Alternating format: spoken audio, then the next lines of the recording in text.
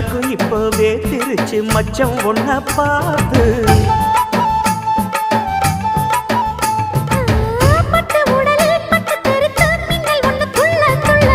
வெக்கம் துடிக்க விளக்கணைக்க ஜன்னல் கண்ணை மூடிக்கொள்ள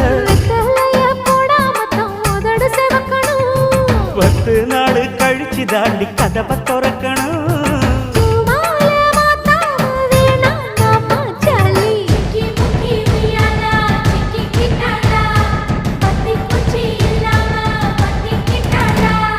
மச்சாங்கிட்ட முந்தானைய தந்து வப்பாளா